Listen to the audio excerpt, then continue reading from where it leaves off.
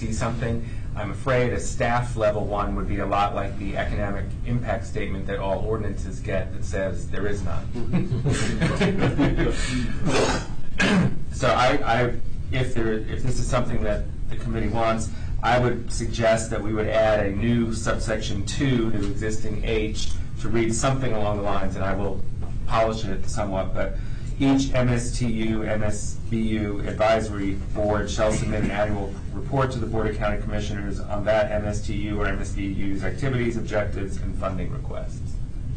And Rob, as part of that, can you have the following one too that says the county commissioner may abolish a board in a public hearing? They're two separate things, but if you want them both. It just seems easier for... But they can already do that. That's right. I mean, they can already abolish the board. Oh, okay. Yeah. They do not require a public hearing, though. So do you need a motion? Oh, they do, I'm sorry, because the ordinance that created, I'm sorry to interrupt you, but they would have a public hearing on an ordinance abolishing that board. They would abolish the MSBU. Which we actually just went through at the last budget hearings, where a lot of them were sunsetted. Yes. Yeah, I think the reason for that second change and recommendation is the way the charter currently reads is that if a board is abolished, then you can't appoint a new one for 2 years. But, and we could take that out. That would be a separate thing that we would amend H to delete that language in H. They're two separate things, as I see, because that language applies only to these that are created through the petition process. Yeah, well, you had that crossed out already. That's his proposal. Right. So, but the fact that an annual report, you want every advisory board, not only those that were created through this special process. So we would have. They're two separate items altogether. Right. One is to do the annual report, and the second is to amend the language of H, which would become H1 of the existing language. Okay. You can vote them as a combination if you want. Would you be opposed to us putting these two off until next month? No, they need to be tabled until Let his wordsmith on the table next month. What I prefer is that you say that you want this type of, I will bring the language back. I don't want to do a lot of language drafting on stuff that then doesn't have the majority of the committee. So just like the first one, because you actually wrote the language, we have it. Each one of these that you say you want to move forward, I will prepare language on, so that if the concept, we're really voting on concepts today, and then we'll bring specific language back to you through that you can then go through the public hearing process. I think we should have the second paragraph, Okay. so that we get some direction as to how those reports will come out at the end of the year. I believe that. You okay with that, Tom? Then we're just going to vote today? All right. Absolutely. That's a motion coming out of the committee. Doesn't need a second. Any discussion? All in favor, say aye. Aye. Opposed? And was that for the That's for- second and third items? Second and third. Correct.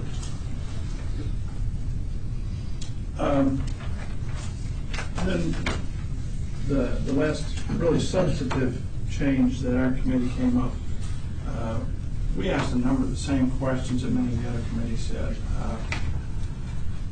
Terms of office and setting them up by districts. The one area that we then got some different feedback from folks was on the level of constitutional officers. I said for Board County Commissioners, they should be by party and run exactly the way they are now. However, the discussion was on constitutional officers, and really what was thrown back to us by these groups is why do they need to be voted on as partisan now? One example that came up are members of the City Council for Punta Gorda, which are run as nonpartisan. And certainly we have other elections in the county that are that way.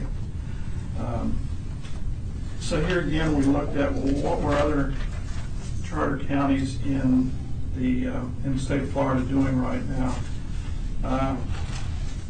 In areas like Broward County, the tax collector is not a constitutional officer. It was moved to the Department of Finance. In Lee, the supervisor of elections is nonpartisan. That was the only constitutional officer in that county. Same thing is true with Leon. In Miami-Dade, the sheriff's position was abolished. It is now the director of police or chief of police as an appointed position. and Orange, Palm Beach, Oak were also changes. So that came up to us. There's something here that at least should be discussed by the group. Should constitutional officers be voted on as non-constitutional position or nonpartisan positions?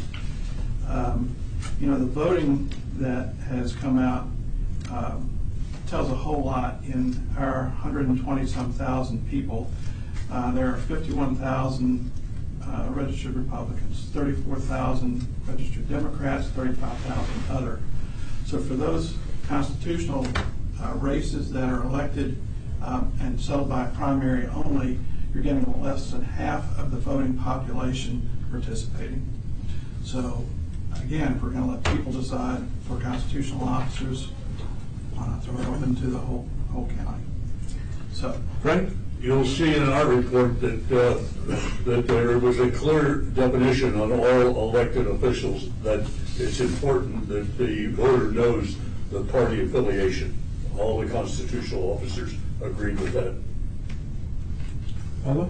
I had a chance to have the discussion with a constitutional officer, and that person felt that the party label gives the voter a concept of the the philosophical views held by the candidate. For instance, the sheriff is just not law enforcement. Politics do not get into that at all, or a political view does not get. But budgetary and administrative, there are conservative views and liberal views and so forth, and thought perhaps the party label helped the voter decide. So that was, I have no real decision in my mind about it at all, but I did take the opportunity to discuss it with a constitutional officer who thought it gave the voters a little bit more insight into how the person thinks. well, it's probably not a surprise coming from a constitutional officer who was elected under the current rules. But there's still 70,000 people who cannot vote in some of the primaries, and that's disenfranchising a lot of people, That's in my true. opinion. That's true. Don McCormick? I guess it's a contrarian point of view. The party affiliation is selected by the candidate. I choose, if I'm running for office, to make a party affiliation or not. And there's a bunch of guys running for sheriff, and they have the option to affiliate or not affiliate. And I don't see where that's something that we should take away. In other words, if I want to hold up my hand and say, I'm affiliated with Libertarian Party of Florida, and we have it in our Constitution that I can't do that, that seems unusual, at least. I asked the question of the attorney, it's not stated in the charter that it shall be nonpartisan or it shall be partisan. It just says it's under general law. And what is general law? That everybody's partisan? Unless it's designated as nonpartisan. Unless it's stated in our charter that it will be nonpartisan. Right. It's just accepted that they're all partisan elections. Okay. Bill Mateo? I agree with what Paul said about the sheriff, but I'll take it a step further, that in having been in that position as police chief, I'd like to know if that person's a conservative or not. But it does mean how is her enforcement going to be? What's going to be the department's overall philosophy on the enforcement of the drug laws? What's going to be their overall philosophy on the homeless or the vagrancy on the streets?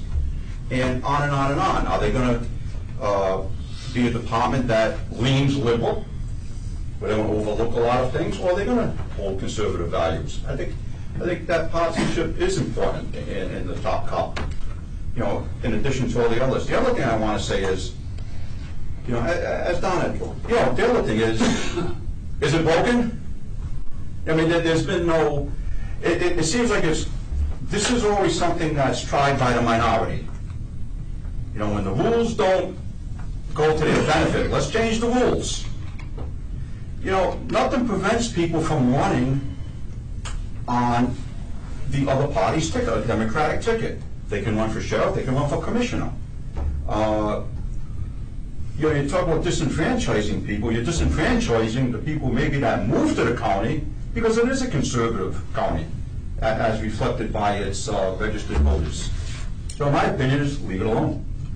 Is that a motion? Is it appropriate to make a motion, or I'd like to make a motion at this time, leave it alone? Can we, yeah, let's get discussion done, and then we're done with that, Frank. TJ, you know. I was just going to point out, why can't you make those deductions from their campaign and through debate?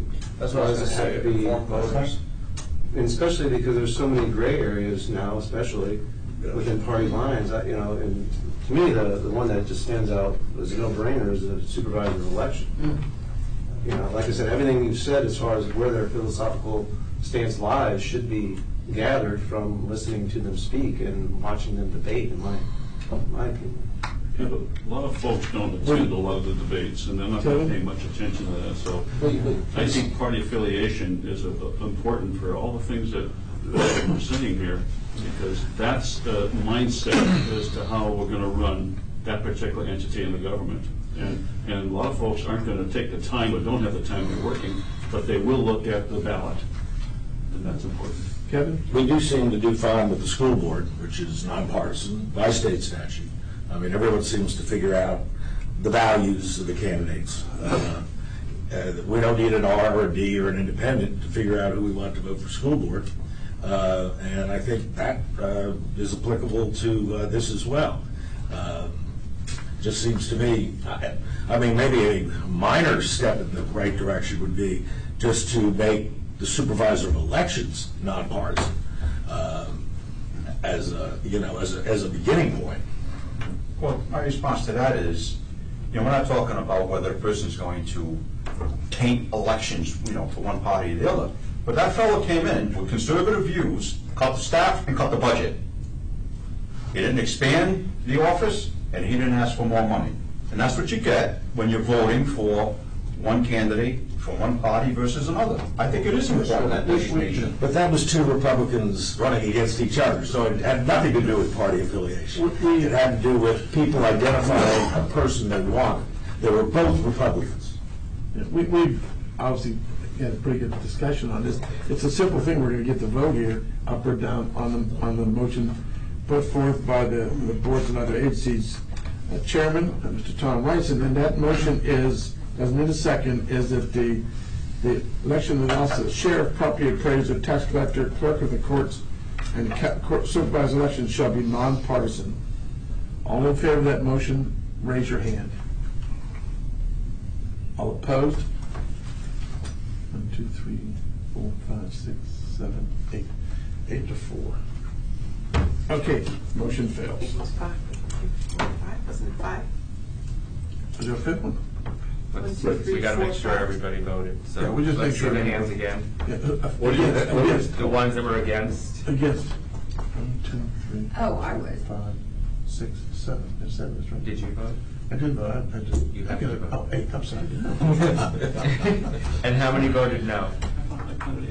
Yes. Let me do I mean, that. voted yes. I mean, how many voted yes. No one what? 1, 2, 3, 4, 5. So it was 8 to 5. 8 to 5. Good catch, Julie. Good, thanks. I saw his hand, so. Yeah, the other one was a recommendation from you guys, is that what it is? Not as a charter change, that was just a suggestion that in past reports, there have been suggestions to the Board of County Commissioners, and that's all this is. There are some specific changes about typographical changes or corrections to the past charter. How are we handling it? Just scrivener? I would say if it's not something that we're going to put ballot language on, that we can skip over for now and consider that for our report. Rob, how would you correct the typos? I think the grammatical ones can be done by a resolution of the board just to correct the typos. I'll double check that, but that's my feeling.